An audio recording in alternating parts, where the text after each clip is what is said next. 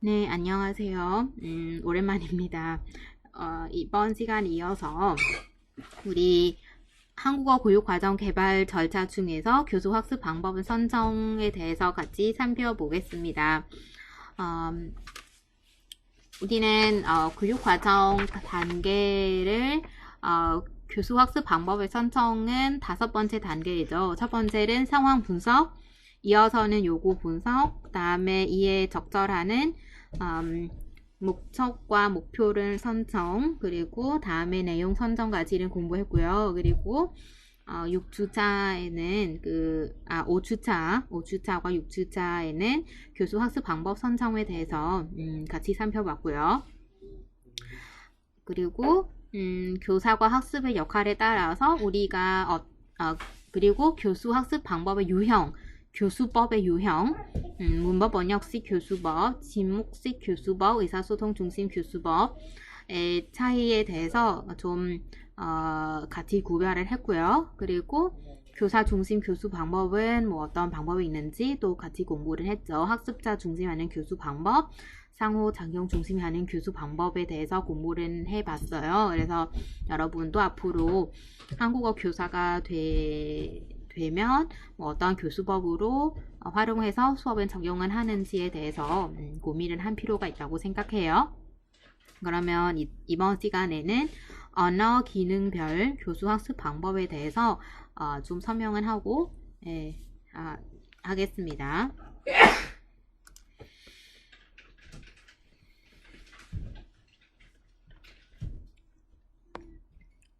네, 그러면 언어 기능별 교수 학습 방법이라는 것이 무엇이냐면 이것은 쉽게 이해를 하시려면 바로 듣기, 읽기, 말하기, 쓰기예요. 이 기능에 따라서 이 기술에 따라서 어떻게 가르쳐야 될 것인가, 듣기는 어떻게 가르쳐야 될까, 읽기, 말하기, 쓰기는 어떻게 가르쳐 줘야 될 것인가, 이것은 바로 언어 기능별 교수 학습 방법이라는 거예요. 그래서 지금은 우리가 통합 교육을 많이 이야기를 하고 있잖아요. 통합 교육이란 기능 별개로 가르치는 것이 아니라 이 4개의 기능은 다 종합적으로 가르치는 의미예요. 그래서 흔히 우리가 알고 있는 것은 보통은 이해 기능 지도 방법하고 표현, 이해 기능은 같이 묶어서 가르치고, 그리고 표현 기능 묶어서 가르치는 방법이 많이 언급은 되어 있어요. 지금은 많이 적용은 되고 있기도 하고. 그래서 예를 들어서 우리는 말하기는 가르치잖아요. 말하기. 근데 말하기는 가르치기 전에 듣기는 먼저 하는 거예요. 듣기. 그래서 해당하는 대화라든지 해당하는 상황에 대해서 한번 들어보는 거예요. 그러면 이게 모범적 대화, 모범적 듣기는 한 번은 들어보고 문법도 제공해주고 어휘 같은 거 제공은 한 다음에 학습자는 본격적으로 그 상황에 맞게 상황은 제시를 한 다음에 학습자는 말하기는 시작하는 거고요. 그리고 쓰기는 하기 전에는 읽기를 먼저 가르칠 수도 있어요.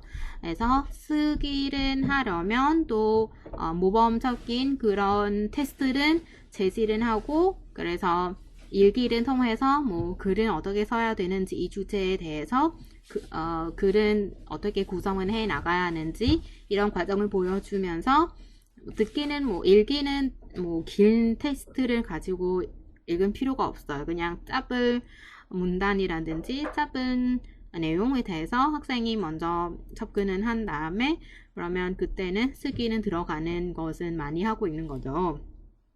그래서 통합 교육은 어느 단계에 가면 나눠야 한다고 제가 생각은 해요.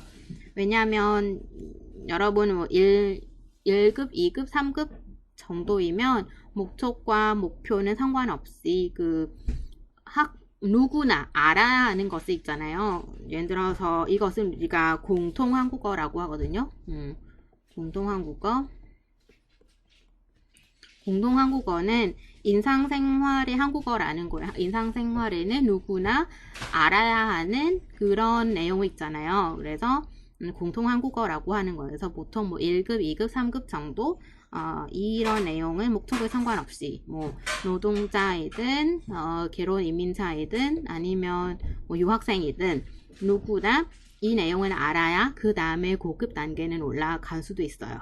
그러면 만약에 뭐 학문 목적은 가지고 있는 학생이라면 뭐 문어 중심으로 갈 수도 있고, 그리고 뭐 일은 하려고 온 사람은 직장은 하기 위해서 온 사람들이라면 비즈니스 목적으로 공부하는 학습자라면 그때는 국어 중심으로 조금 더 중심적으로 가르칠 수 있는 거예요.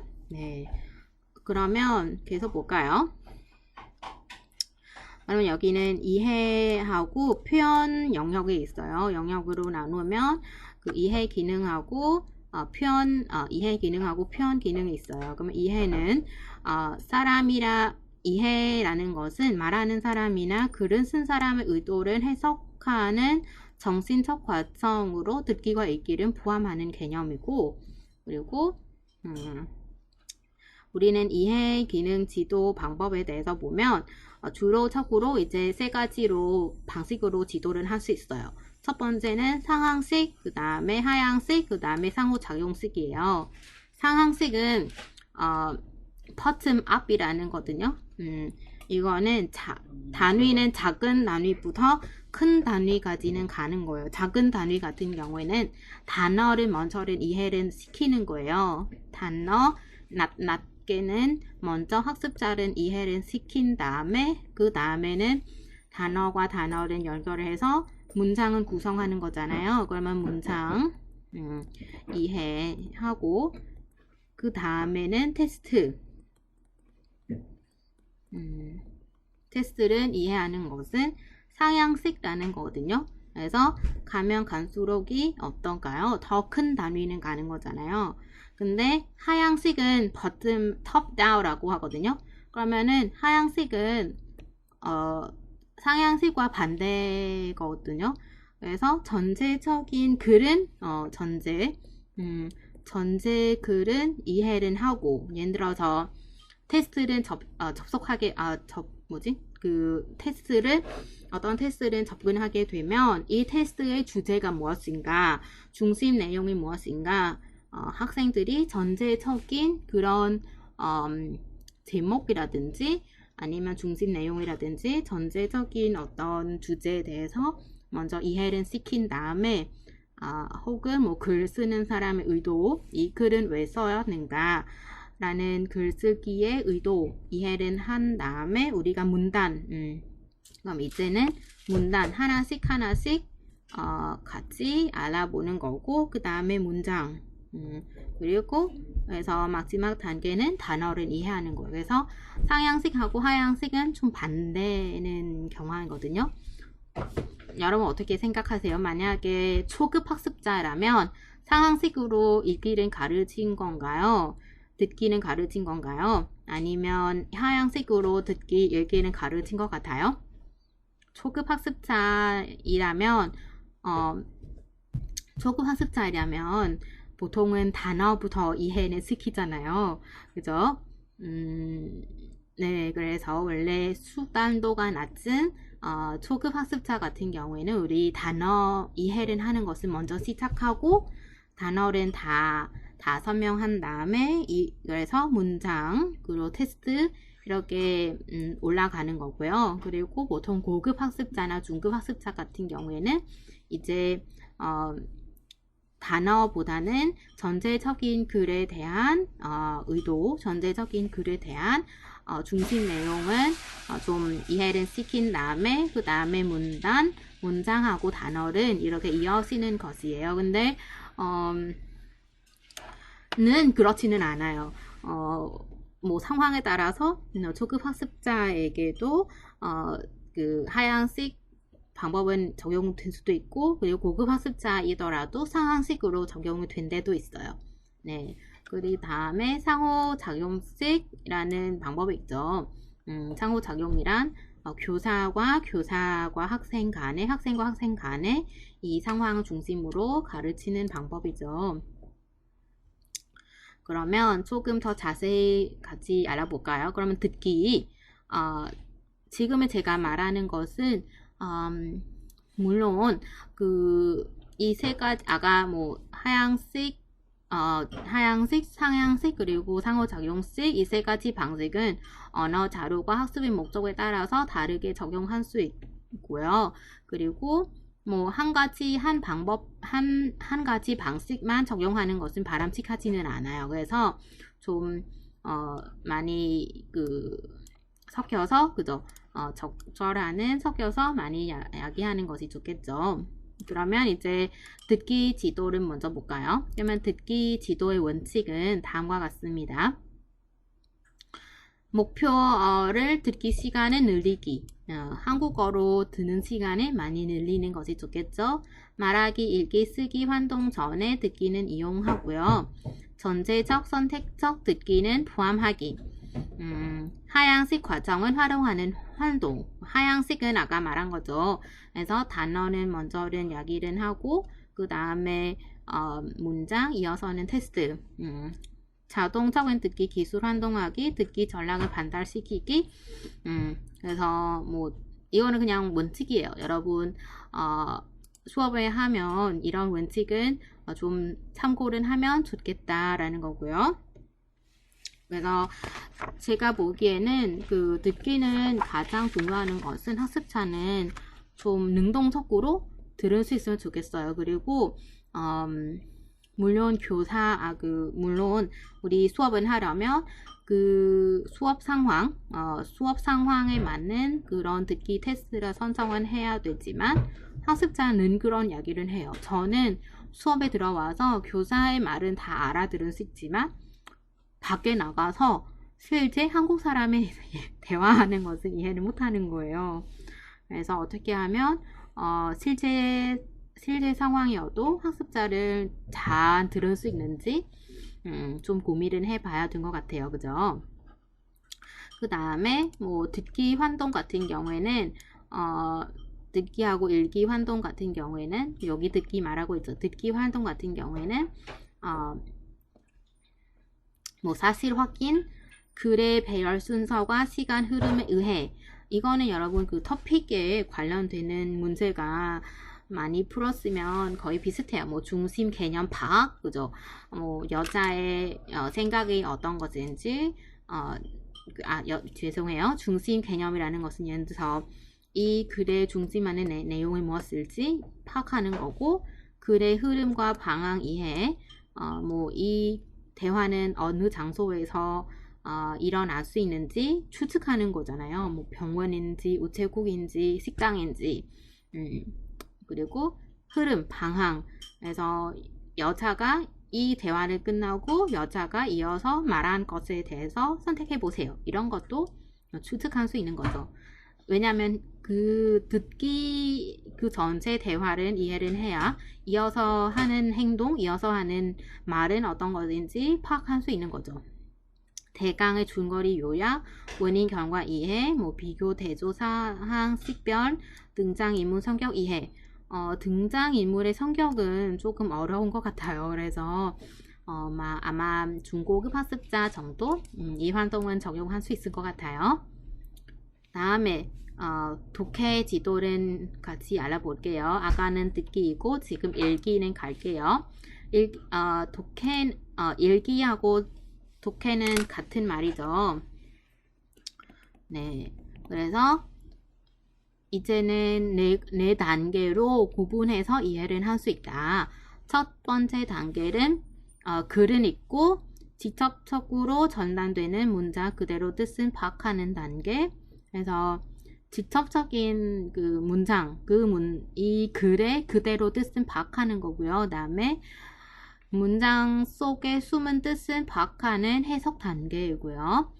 3번째 단계는 나타난 말과 글의 뜻은 맹목적으로 사용하는 대신 내용에 담긴 가치관이나 글의 수준, 사실 정확성 일일이 다지면서 평가할 수 있는 비평 단계. 비평 단계는 이해를 하고 나서 여러분이 이 글에 대해서 글의 수준이라든지 사실의 정확성, 이 글을 쓰는 사람이 다 주관식 입장을 개입하게 되기 때문에, 그래서 우리는 독자로서 글을 읽는 사람으로서 이 글은 과연 얼마나 정확하는가, 그리고 글은 잘 쓰는가, 그리고 글 쓰는 사람의 입장은 이렇지만 나는 반대 입장을 가진다, 찬성하는 입장 가진다. 약간 비평 단계는 들어갈 수 있는 거죠.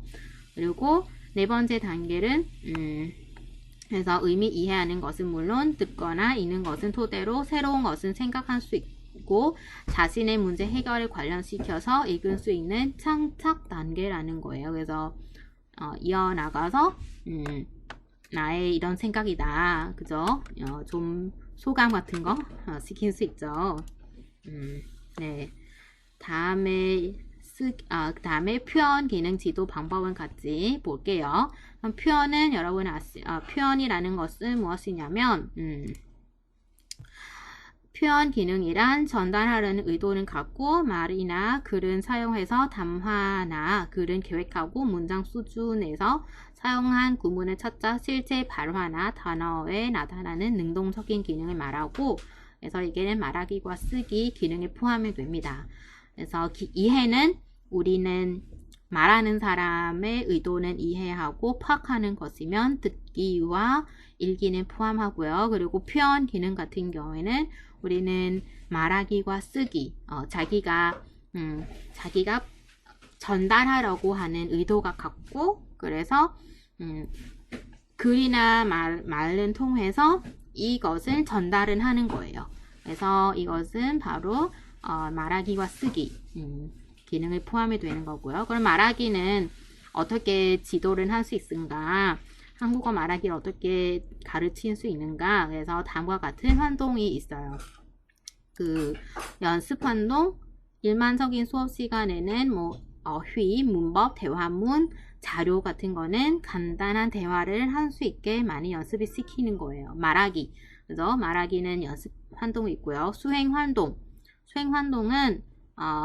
대화문은 배운 다음에 역할극 놀이를 할 수 있어요. 그래서 상황은 주어지고 이 상황에 대해서 한번 대화를 해보세요. 예를 들어서 오늘 제가 그 한국어 토론과 화법 수업을 했거든요. 그래서 주어진 상황은 그 사과하기 그 기능은 연습을 하기 위해서 첫 번째 상황은 남자와 여자친구는 그 역할극을 하는 거예요.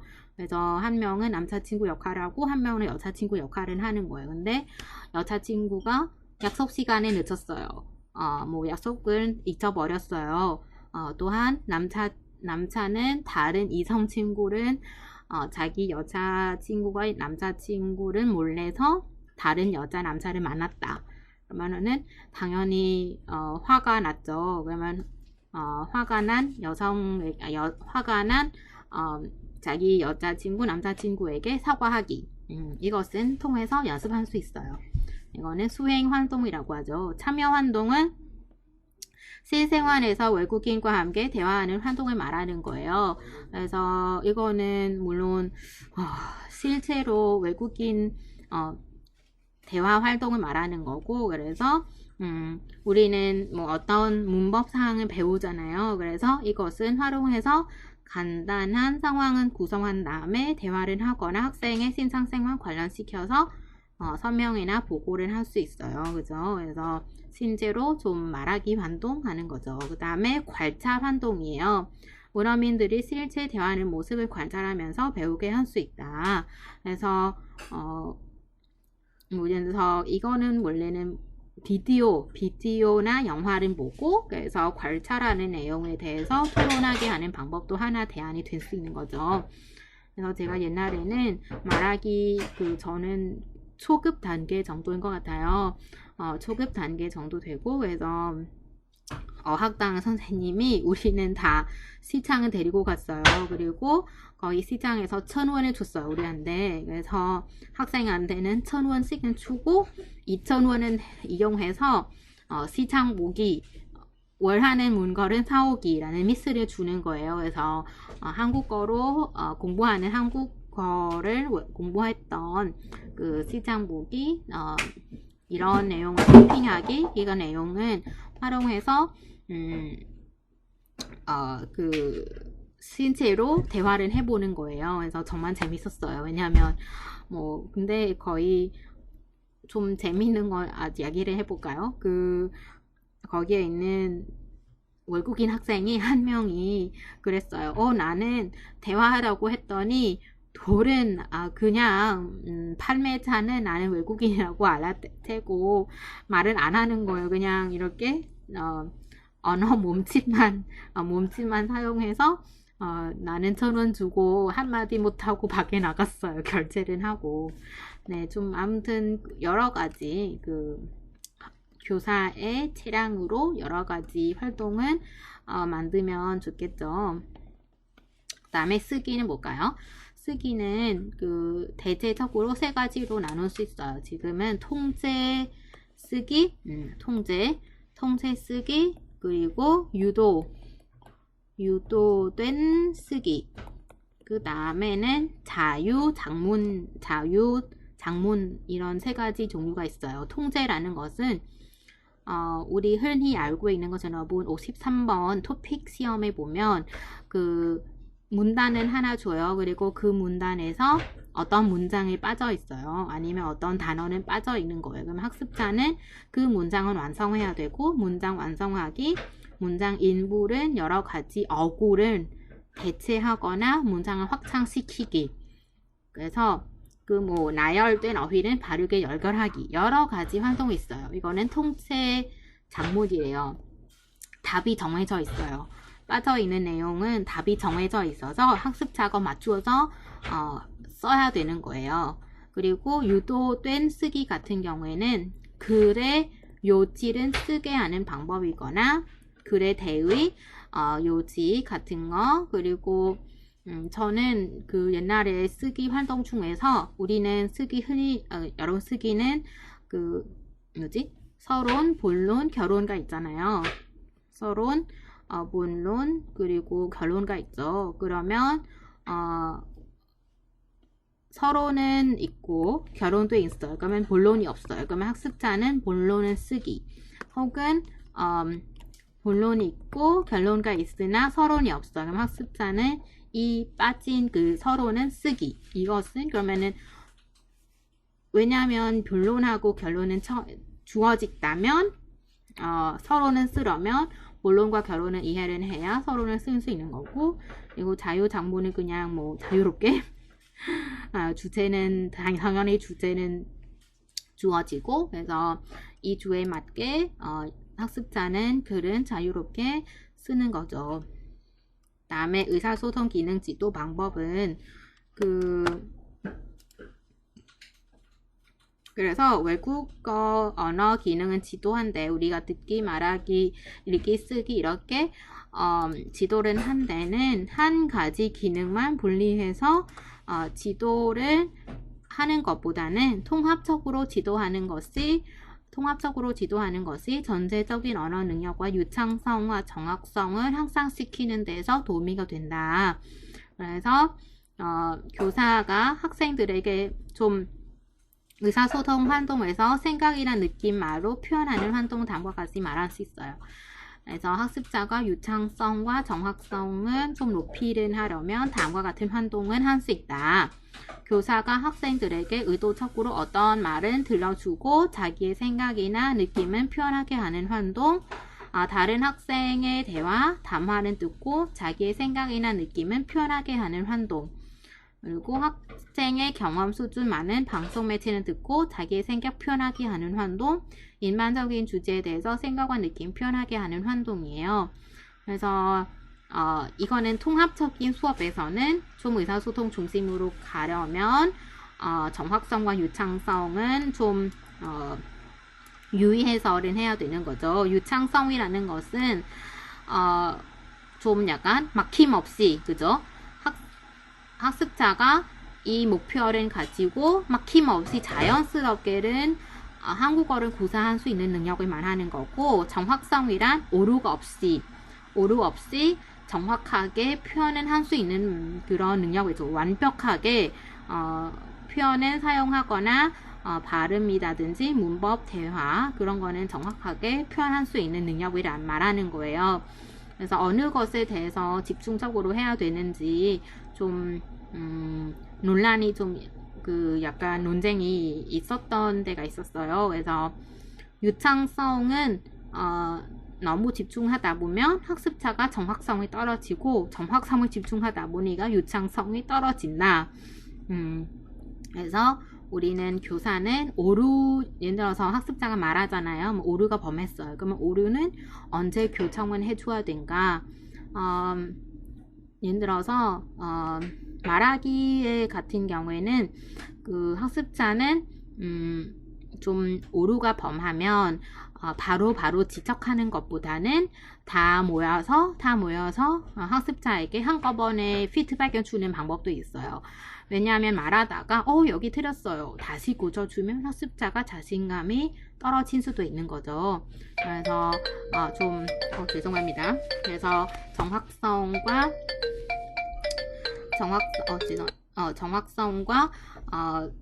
정확성과 그 유창성은 좀 적절하게 구성을 할 필요가 있다라는 거고요. 그 다음에 결론을 말씀드릴까요?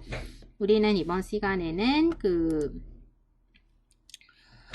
교수 학습 방법의 선점에 대해서 공부를 했고요. 그러면 어떤 교수 방법을 적용한 것인가는 교육 과정의 실천과 운영에 적절적인 영향을 미친 것입니다. 교수 방법을 선정해야 하는 이유는 교육 과정으로서 구성 요건을 갖추어야 한다는 것뿐만 아니라 프로그램 관한 정보를 제공한다는 측면에서도 중요합니다. 교수 학습 방법 기술 내용에는 적절한 언어 교수법과 교수 학습 지도안, 유의섬, 교사용 지도서, 평가 발화는 포함이 되어 있습니다.